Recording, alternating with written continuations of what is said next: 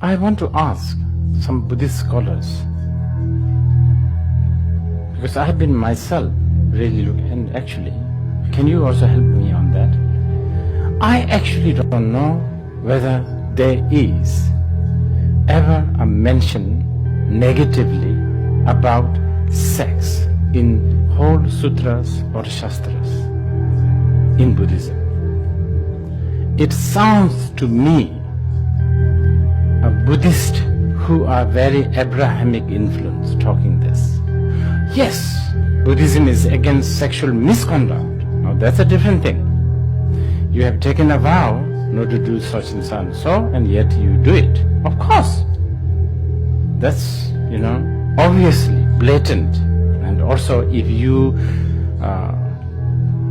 abuse a monk or a nun who has taken a vow that will not engage into such kind of activities, if you abuse them, of course, then, that's a different category, right? I just want to throw some food for thoughts. This is something interesting because actually India is always fascinating to me. Because India is one place where they worship sex. I mean, there's places like Khajuraho temple. There's all these sexual positions and all of that. And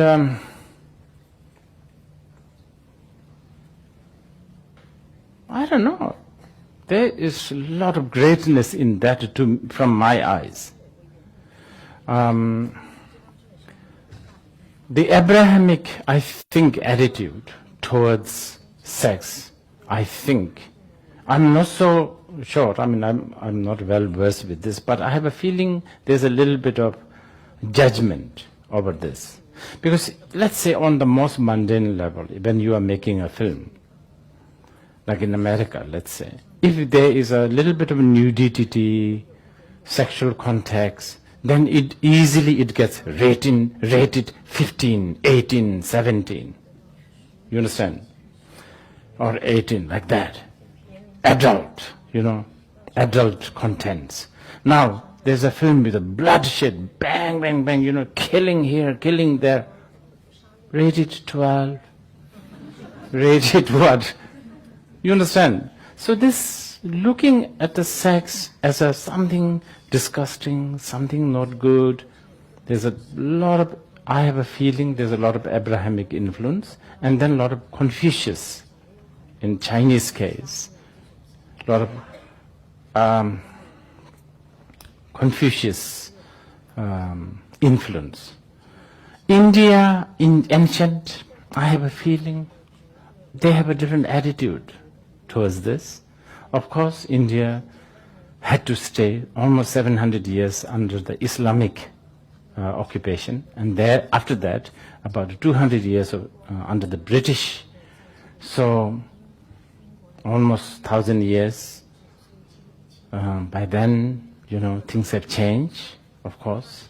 I'm just putting this in your head because so-called scandal. Scandal is very, very subjective. I shouldn't be talking like this probably in Singapore. But what I'm saying is marijuana versus whiskey.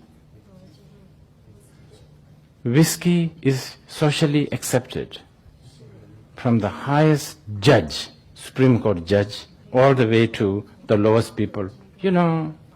Bottoms up, cheers, birthday party, marriage, great occasion, spiritual occasion, I don't know, legal occasion, intoxication, right? Marijuana, I don't know, which one harms your body more?